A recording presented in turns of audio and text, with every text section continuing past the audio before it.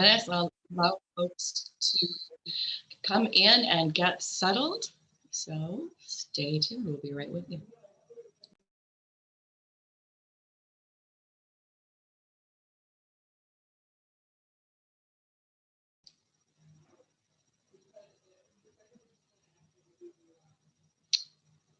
Good morning, everyone. Thanks for joining us. We'll get started in just a moment.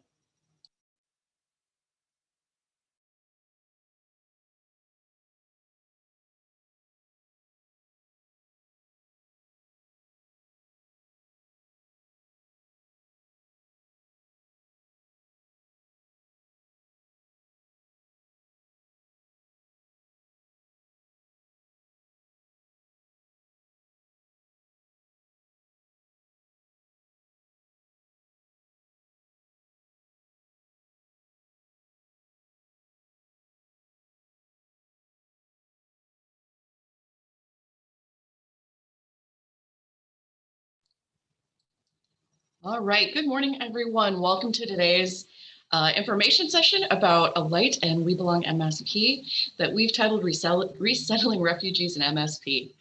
This is our first information session. We're going to do several throughout the course of the next 2 months. And I want to just get out of the way after introducing myself. My name is Christine Levins. I'm the Vice President of Strategic Initiatives for the Chamber. This body of work falls with me and my team, and we're happy to present this today. We are going to record it, which I think you heard on your way in, so we'll have this available to you in the future. So with that, I'm going to get right into our program today and get started with my colleague, Grace Waltz. Thanks, Christine. Good morning, everyone. My name is Grace Waltz. I'm the Vice President of Public Policy, and I'm going to very briefly give an overview of how we got to WeBelongMSP and how we got to this partnership with Alight. So WeBelongMSP really came about as a result of the Minneapolis Regional Chamber's partnership in the Gateways for Growth Challenge. This was back in 2020. We received this grant. We were one of only 19 communities across the country to be awarded this opportunity. And the reason that we thought that this was an important body of work for us to take on is we know that our state's character is inseparable from the story of immigration. And we know that immigration is really one of the cornerstones of the Twin Cities regional economic competitiveness. So back in 2020, we were awarded the Gateways for Growth Challenge grant in partnership with the city of Minneapolis, the city of St. Paul, and the St. Paul area chamber. And our charge from there was to build a comprehensive plan that would detail some strategies as to how to make the Twin Cities more welcoming for immigrants and refugees. So that launched a year's worth of community engagement as we developed the recommendations that ultimately went into that plan. That in its final form, we refer to as the Journey to Belonging in the Twin Cities, which was launched in early 2021. And then from there, it came the point where it was time for the chamber to really think about how we wanted to then help advance this work. Having that data and having those recommendations is really important, but it was time to actually get to work. And the lane that it made the most sense for the chamber to really focus on was that workforce and economic development section. And once the plan was released, we started hearing from more and more employers looking for ways to either make their workplaces more welcoming, wanting resources to better attract, hire, and retain immigrant and refugee talent. And we also knew that we were dealing with a massive workforce shortage, and that immigrants and refugees could be a key to solving for some of those issues. So as we were getting ready to launch WeBelongMSP, we got in contact with Alight, who you're going to hear from them shortly, and that is where this partnership really came together, because we know we are going to be seeing this massive influx of Afghan and Ukrainian refugees, and those folks are, they want to make Minnesota home. We know that they have so much to offer our region in terms of just making our community stronger, making our economy stronger. So Minneapolis, the Minneapolis Regional Chamber is partnering with Alight to support and welcome refugee families in our region. And we are working with Alight to help find 100 sponsors to help those refugee families start their life in Minnesota. So with that, I am going to hand it off to the Alight team who can tell you more about this work themselves. So from there, I think I will introduce Kathleen Matzenbecker. Hello, hello. Let me get my video on. Thank you so much, Grace. I think we are at such an interesting time in history, and this is not the typical regional Chamber of Commerce event, right? When you look at what has happened around the world as far as immigration, we know that here is an opportunity for the state of Minnesota to stand up. From our early history, immigration from the Scandinavian countries to the work that our neighbors from Somalia and the Hmong community, these are economic resources for our state. You know, on August 15th last year, when the airport at Kabul fell and the government fell, state of Minnesota raised their hand and we had an influx of Afghan evacuees, excuse me. For the past year, I've worked in a very emergency reaction situation where we've been able to get people to stabilization. We've been able to give people the food and shelter and the necessary things that they needed to be ready to work and roll up their sleeves. At the same time, as you all know from the news, Ukraine fell into their war. And so what is very interesting for us today is this really kind of a pivot from emergency response led by an international organization that is headquartered right here in Minneapolis and St. Paul. That's Alight, formerly known as the American Refugee Committee. And when we turn from that emergency response to stabilization, it really is about jobs. It is about economic development. And that's why partners like you, members of the regional chamber, with all of that research and data that Grace detailed, are ready to join hands and help people find work and help contribute to the Minnesota economy. I'm on day 2 of this official new role. I previously served on the Alight marketplace, like I said, giving the furniture and other items. But this week, I began a new position in conjunction with Annie, who will step up to the microphone next, but building up our US partnerships, leading those type of collaborations between the private sector, employment, and sponsorship, especially for the Ukrainians on a program called Uniting for Ukraine. With that, Annie, I'm going to turn it over to you to detail more of the global work that Alight does around the world. Thank you, Kathleen. Hello, everyone. Thanks for being here. My name's Annie Nolte-Henning, pronoun she, her, and I'm the director of the Americas at Alight. I've been with Alight for 10 years, and over the course of the last decade, much of our work has transformed in that we are not only just providing critical services to the displaced families, but also making sure that people continue to have dignity and a meaningful life wherever they are on their migration journey. So much of my work focuses on migration in the Western Hemisphere. And since last year, as Kathleen mentioned, the fall of Kabul, we felt compelled as an organization to respond domestically, and so began a US program. So a little bit about Alight, formerly the American Refugee Committee. We have been based here in Minneapolis since 1979. We work in 22 countries, serving around 3.5 million people each year. And most of our work are places that you assume refugees are. In fact, in the 100 million refugees there are in the world today, 99% are in places like Uganda, Syria, Congo, Myanmar. And so the US program is new because it's a real unique moment in history that we are having 2 large communities from the Afghans and Ukrainians come to the US all within a year. And these are all skilled workers who can really help revitalize our economy and the massive job needs out there. So I think I'll ask to go to the next slide, please. Thank you. So there's 7 million Ukrainians who have fled their country since the invasion in March. Most of these are women and children, of course, and most, 99.9%, are staying within bordering countries. So Poland, I think, has the largest amount, and then some other smaller neighboring countries as well. And that's simply because, for the same reason that you and I wouldn't want to get too far from home if we were to flee. Most of these families dream of being able to return. I think many, and sadly, thought they would be able to return in a week, which turned into a month. And now it's been nearly 9 months, and people are having to make the decision whether they are willing to get farther from home and be separated from family until it's safe to return.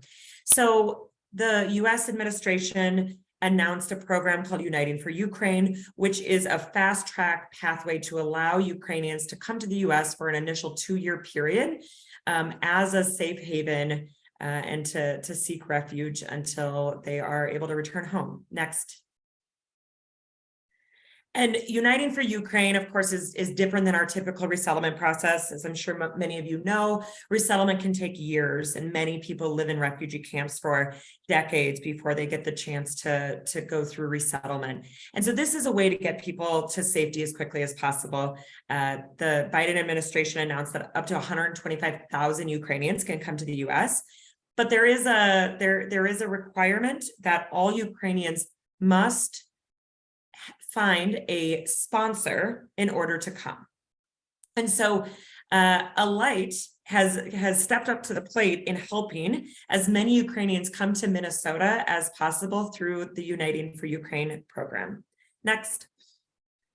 So Kathleen had mentioned Minnesota has really stepped up starting last year with the Afghan response. And I'm proud to say that over the past year, Minnesota has really made a name for itself in a state that knows how to welcome people. Minnesota continues to be named as the top state of knowing how to integrate people into our communities and really gathering around people, connecting them to resources and building a safety net and social capital around people, because we know that is what's needed in order to thrive. And so through these conversations, Welcome.us, which is a national umbrella of what it means to not just resettle people, but welcome people, has asked Alight to step up to the plate and bring as many families to Minnesota and to Midwestern states as possible. And so we have raised our hand to do so. I am proud to announce that we are 50% of the way there. We are working to do this to have all 100 families by Christmas. Christmas time is significant for a few reasons. One is that we don't know how long Uniting for Ukraine program is going to exist.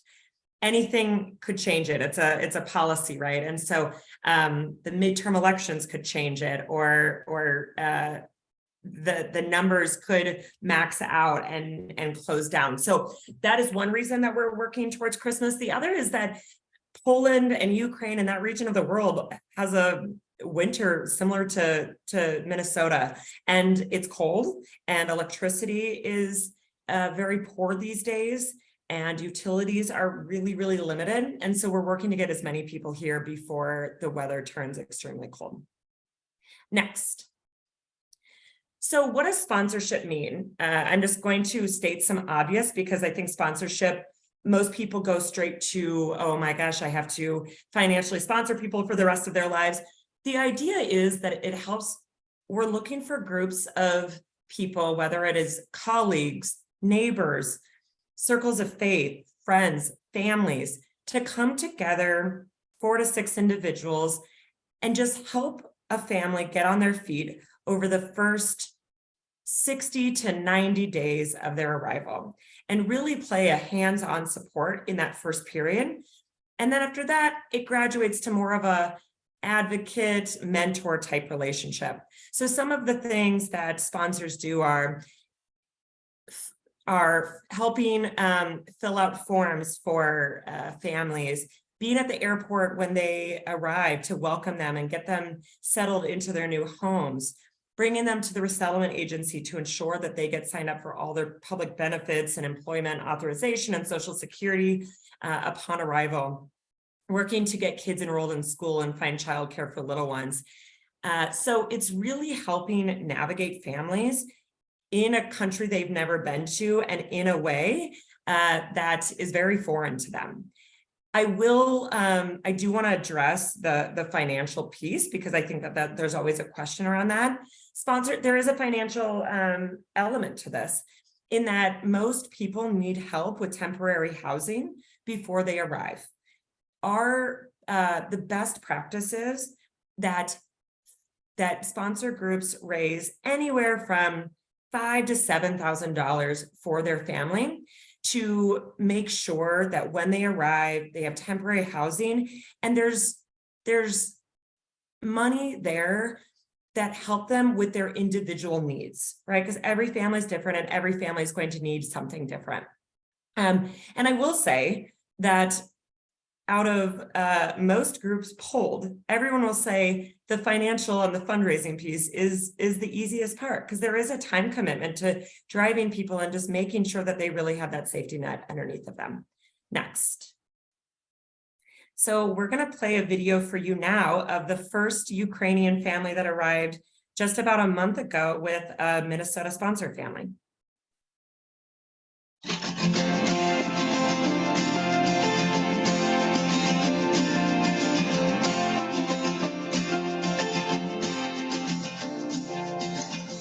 We were so excited to meet them at the airport, and as we were anxiously awaiting for them to come through the international arrivals, we were thinking about their future and everything that it could hold.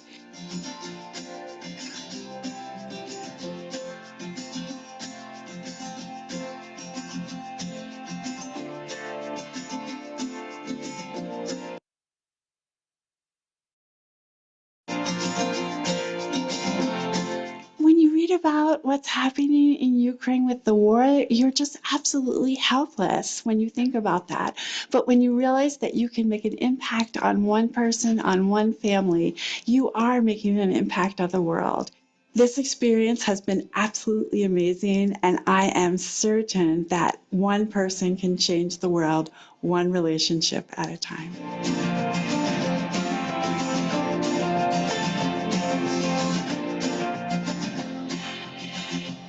We have lived abroad and we know how difficult and isolating that can be. And we also know how much small acts of kindness mean something tremendous. You know, the financial part of the whole thing is a little bit scary at the beginning to think of, you know, raising enough money to help this family be fully supported for 3 months until they get their work permits and can become more independent. But so many people came on board and wanted to help, and we were able to raise more money than we set our goal for. So that part of it has been actually one of the easiest parts of it.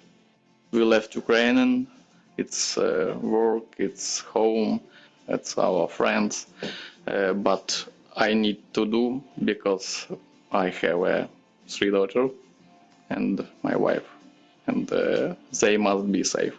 I hope with my daughter found best life, new friend, and she be happy. It takes work to create a relationship with someone who's from a different culture. It creates a special kind of relationship with those people. We really love this family. They're important to us, and we want to see them succeed, and we're glad that their family and these girls are safe. This has been an amazing process, and we realize that we really haven't been alone. There are so many people that are helping in so many different ways. You never know who knows someone that has what we need, and you never know who knows someone that knows how to do something that we don't know how to do.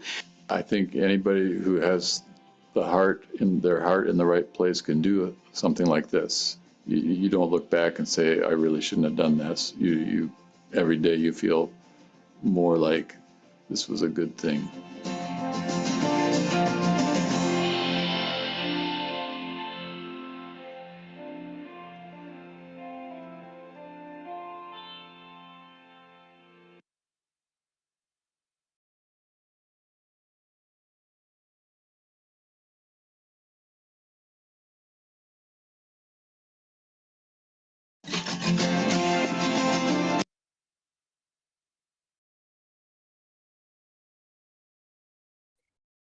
All right, thank you. So for this group, first, I want to share how Alight is working with sponsor groups.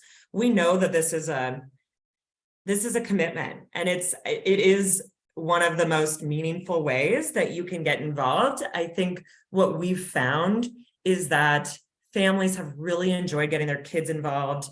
It's a way to really get to know a family that is in need and welcome them here to our community. So Alight knows, though, that in order for the Ukrainian family to really feel settled, the sponsor group needs their own support. So Alight has a team of dedicated support individuals who are Ukrainian themselves. They have lived experience. They speak the Ukrainian language. One actually came through Uniting for Ukraine herself, so really understands the process. And they're here to really walk sponsor groups through every step of the process. This is new to people. Most folks have never sponsored before, and be there to help guide them through resources, guide towards places for temporary housing, jobs, resettlement agencies. The profile, I mean, to be frankly honest, the profile of sponsors are typically people who have not been through public benefits before, or a poverty-based system. And we understand that. And so we're here to help navigate that. So once sponsor groups show interest, we connect them with our team of private sponsor guides, and they will have that dedicated support. We have trainings. We have weekly check-ins where sponsor groups can call in and talk to other sponsor groups. So there's a lot. Alight has its own safety net for sponsors, so that sponsors can really, in return, have that safety net for their family. And then what I really also want to share is sponsorship is not for everyone. Some people don't have the time. Others don't want to make that kind of financial commitment. And so I think that especially for the business community, knowing that most families that are coming have relevant education, have relevant job skills, and can really contribute to the massive job needs we have here in the Twin Cities. And so we're really working to build job pathways. We're also working with a lot of corporate partners who are interested in building out employee engagement strategies that can help these families get settled. So for example, we have partners that are sending volunteers to accompany new Afghans on field trips of some of the best things that the Twin City has to offer, like the sea life at Mall of America, or the apple orchards, or ice skating, and really helping them see some of the bright spots in our community so people can start to see a future here. So we're really open to what corporate partnerships can look like. We are working to also raise funds to be able to provide families gift cards so that when they arrive, they can get that they need personally, and have the agency to make those choices during a time where they really haven't been able to make a lot of choices in their life. So those are some ways that we are working with different groups. We know that there's no one size fits all with refugee families, and that's the same for partners and individuals who are looking to be connected in a way that's meaningful for them. So we're always open to a conversation of what that looks like. And really, this is, it's cliche, but bringing in 100 families, it really does take a village. And so we need all the help we can get. We are working to get the word out to every Minnesotan. It's also, it's funny because it's campaign season as well. And we're also trying to talk to every Minnesotan right now. And hopefully this is a easier pill to swallow than local politics at the moment. But I think also I would ask that each person on this call be willing to step up as an ambassador of this work and talk to others, talk to your neighbors, talk to your faith communities, talk to your own family about this work, because we really want as many people to step up and have this be an all Minnesota event. It's not just for the Twin Cities. So I will leave it there. Next, I think there's one more slide. Yeah, okay, so I'll leave it there. And this is the family you just saw, and what they ended up having to wait at the airport for several hours because the poor family got stuck in customs. Our former Minnesota Secretary of State, Mark Ritchie, who is very newly retired, currently sponsors 2 different families. He's going to be at the in-person event next week with the chamber, and he's been a really amazing advocate for us. And so here's a little testimony from him on what sponsorship really means. So I will leave it there and pass it back over to Christine. Yeah, thanks, Annie, so much. And actually, Mr. Ritchie is on with us right now. So thanks for joining us this morning. And thanks to everyone else who's on the call. I hope that you all have really become inspired by what you've heard from Annie and Kathleen today. It's part of the reason the Chamber decided to dive in and serve in this role. We're anxious to help build the connections, to help support these families. As you heard, this is a workforce issue, but this is also just an issue of being humans and being a welcoming place and state. So Annie, thanks so much, and Kathleen as well. Just to kind of tag on at the end of this conversation today, we also wanted to share some of the work that the Chamber is doing with employers to create a welcoming space for immigrants and refugees as they come into the market. We responded, we created this tool that you see here, the WeBelongMSP Employer Resource Hub, in response to questions that we received from employers about how to best discover the resources to make changes in the workplace and to bring immigrants and refugees into their organizations, their businesses, and ways to kind of train and learn more about how to do it. So what we did is we created an online hub. In the hub, we have pulled together organizations and agencies that can help employers and advise them on how to, to refine their HR practices, to become more culturally competent, to how to do the outreach to both attract and retain employees. We've also added a place with articles and educational resources on a wide variety of topics, and then also a place to do online learning. So to look at previous recorded webinars and bring things together from across the state and across the nation to help move this work forward. It's an easy access platform, no charge to it at all.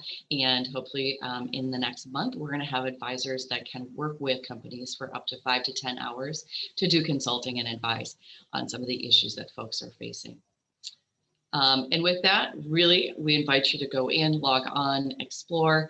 We welcome feedback if there's things that aren't there that an employer may need. We'd love to hear that also. Our last slide here has our contact information. So you can follow the Alight team. You can follow up with the Chamber team to learn more about all of this work and what we're lifting up together.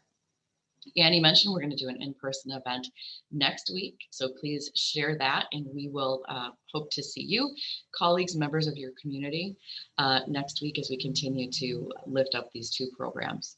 With that, if there are no questions, which at this time I see none, we may do an early wrap. We will send a follow-up email. We'll provide you with the link to the video with this contact information, as well as the PowerPoint.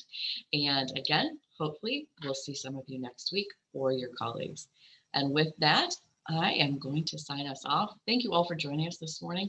We appreciate it. To fellow presenters and panelists, thank you as well. And have a great rest of your Thursday. Thanks so much.